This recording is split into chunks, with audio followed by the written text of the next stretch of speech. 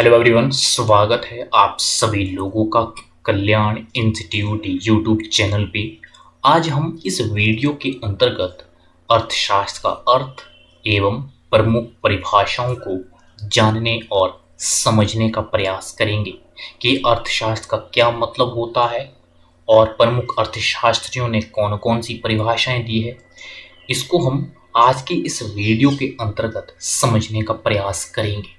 तो आप इस वीडियो को अंत तक जरूर देखिएगा और अगर चैनल को अभी तक सब्सक्राइब नहीं किया है तो चैनल को जरूर सब्सक्राइब कर दीजिएगा। तो चलिए समझते हैं कि अर्थशास्त्र का क्या अर्थ होता है, प्रमुख अर्थशास्त्रियों ने कौन कौन सी परिभाषाएं दी है। तो सबसे पहले कि अर्थशास्त्र का क्या अर्थ होता है, कि मतलब वास्तव में होता क्या है अर्थशास्त्र का। अर्थशास्त्र वह सामाजिक विज्ञान है जिसमें आर्थिक संबंधी गतिविधियों का अध्ययन किया जाता है।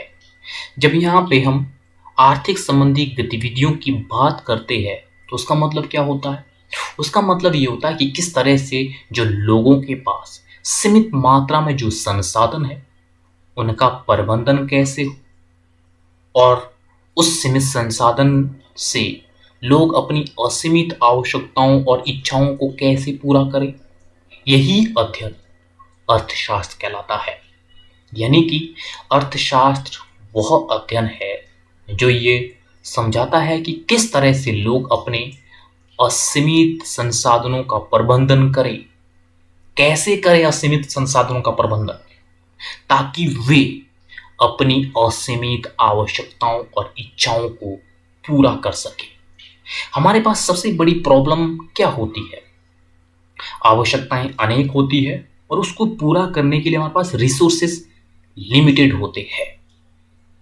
तो अर्थशास्त्र के अंतर्गत यही अध्ययन किया जाता है कि किस तरह से लोग अपने सीमित संसाधनों से असीमित आवश्यकताओं को पूरा करें, यही अध्ययन अर्थशास्त्र कहलाता है। अब हम इसके बाद ये देख लेते हैं कि किस तरह से प्रमुख अर्थशास्त्रियों ने कौन कौन सी परिभाषाएं दी है। उन परिभाषाओं को भी बारी बारी से समझ लेते हैं कि किस अर्थशास्त्री ने किस रूप में अर्थशास्त्र को परिभाषित किया है। तो सबसे पहले एडम स्मिथ ने जो परिभाषा दी है वो 1776 में दी है। और ये जो परिभाषा है, ये परिभाषा धन की परिभाषा के रूप में जाना जाता है। और एडम स्मिथ को अर्थशास्त्र के जन्मदाता के रूप में भी जाना जाता है। एडम स्मिथ ने अर्थशास्त्र को किस रूप में परिभाषित किया। एडम स्मिथ ने कहा है कि राष्ट्र धन के स्वरूप तथा उनके कारणों की खोज है। यानी कि एडम स्मिथ अर्थशास्त्र को इस रूप में परिभाषित करते हैं कि राष्ट्र के धन के स्वरूप में तथा उनके कारणों की खोज है। यानी कि एडम स्मिथ अर्थशास्त्र को एक धन के विज्ञान के रूप में समझते हैं। धन के विज्ञान के रूप में परिभाषा दी है एडम स्मिथ ने। अगर हम ये कहें कि किस तरह से कौन से अर्थशास्त्री ने अर्थशास्त्र को एक धन का विज्ञान कहा है, तो ये एडम स्मिथ ने कहा है। एडम स्मिथ ने अर्थशास्त्र एक धन का विज्ञान है इस रूप में परिभाषित किया है। और अगली परिभाषा है मार्शल के अनुसार। मार्शल ने ये परिभाषा 1890 में दी है और ये कल्याण की परिभाषा से संबंधित है। तो किस तरह से मार्शल ने अपनी परिभाषा के अंतर्गत क्या कहा है। मार्शल ने कहा है कि अर्थशास्त्र एक और धन का अध्ययन है और दूसरी ओर यह मनुष्य के अध्ययन का एक भाग है। यानी कि मार्शल ये कहते हैं एक और तो अर्थशास्त्र धन का अध्ययन है और दूसरी ओर मनुष्य के अध्ययन का भाग है। और यहां पे मार्शल मनुष्य को ज्यादा प्राथमिकता देते हैं और जो धन है धन को कम प्राथमिकता देते हैं। और ये जो परिभाषा है ये कल्याण की परिभाषा के संदर्भ में जाना जाता है। और ये परिभाषा मार्शल ने 1890 में दी थी। और अगली परिभाषा है लॉर्ड रॉबिन्स के अनुसार। जो लॉर्ड रॉबिन्स ने जो परिभाषा दी है अर्थशास्त्र की वो 1932 में दी थी। और ये परिभाषा दुर्लभता के परिभाषा के रूप में जाना जाता है। रॉबिन्स ये कहते हैं अपनी परिभाषा के द्वारा कि किस तरह से अर्थशास्त्र वह विज्ञान है जो अनेक उद्देश्यों और वैकल्पिक उपयोगों वाले दुर्लभ संसाधनों के संबंध में मानव व्यवहार का अध्ययन है। यानी कि रॉबिन्स ये कहते हैं अपनी परिभाषा के द्वारा कि जो अर्थशास्त्र है, अर्थशास्त्र वह विज्ञान है जो लोगों के अनेक उद्देश्य और वैकल्पिक उपयोग वाले जो दुर्लभ संसाधन होते हैं, सीमित संसाधन होते हैं, उनके संबंध में मानव व्यवहार का अध्ययन ही अर्थशास्त्र कहलाता है। तो ये जो परिभाषा है रॉबिन्स की, ये परिभाषा दुर्लभता की परिभाषा के रूप में जाना जाता है। ये परिभाषा 1932 में दी गई थी।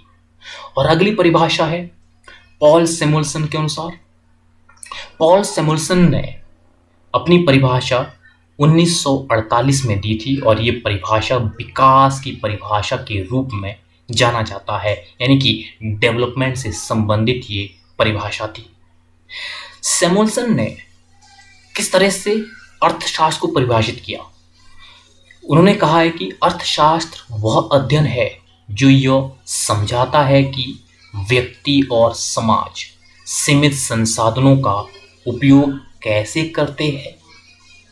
उनके विभिन्न उपयोग हो सकते हैं ताकि वे विभिन्न वस्तुओं का उत्पादन कर सके और उन्हें समाज में अभी और भविष्य के लोगों के बीच वितरित कर सके। यानी कि सैमुअल्सन ने किस तरह से अपनी परिभाषा के आधार पर कहा है कि किस तरह से समाज वर्तमान समय में और भविष्य में लोगों के बीच जो सीमित संसाधन है उनको वितरित कर सके ताकि वे विभिन्न वस्तुओं और सेवाओं का उत्पादन कर सके और ताकि लोग डेवलपमेंट कर सके, लोग डेवलप हो सके। और इस परिभाषा के आधार पर सैमुअल्सन ने किस तरह से प्रमुख ध्यान संसाधनों का आवंटन, उत्पादन, वितरण और विकास पर दिया है कि किस तरह से संसाधनों का आवंटन हो। अगर बेहतर तरीके से आवंटन होगा तो डेवलपमेंट भी अच्छे से होगा, उत्पादन होगा और जब आवंटन के साथ साथ जो वितरण है, वितरण भी अच्छे से हो, जो उत्पादन की गई जो वस्तुओं और सेवाएं हैं उनका वितरण इस तरह से हो ताकि कोई भी लोग वंचित ना हो। तो इससे क्या होगा? इससे विकास ही होगा। तो अपनी परिभाषा को सैमुअल्सन ने विकास के इर्द गिर्द रखा है कि किस तरह से संसाधनों का आवंटन अच्छे से हो ताकि उत्पादन बढ़ सके, जो उत्पादन है उनका वितरण भी अच्छे से हो जिससे कि संपूर्ण तरीके से डेवलपमेंट हो सके। तो इस तरह से ये पॉल सैमुअल्सन की ये परिभाषा थी, जो ये परिभाषा 1948 में ये परिभाषा दी गई थी। तो इस तरह से ये प्रमुख अर्थशास्त्रियों द्वारा दी गई परिभाषाएं थी जो काफी महत्वपूर्ण है अर्थशास्त्र को समझने की दृष्टि से। तो हमने इस वीडियो के अंतर्गत इन परिभाषाओं को बड़े ही बेहतर तरीके से समझने का प्रयास किया है। तो आज की इस संपूर्ण वीडियो के अंतर्गत हमने अर्थशास्त्र का अर्थ एवं प्रमुख परिभाषाओं को बड़े ही बेहतर तरीके से समझने का प्रयास किया है। तो मुझे उम्मीद है कि आपके लिए जो ये आज की वीडियो है, ये वीडियो काफ़ी उपयोगी रही होगी। और अगर चैनल को अभी तक सब्सक्राइब नहीं किया है तो चैनल को जरूर सब्सक्राइब कर दीजिएगा और मुझे दीजिएगा इजाज़त। और आप सभी लोग का बहुत बहुत शुक्रिया।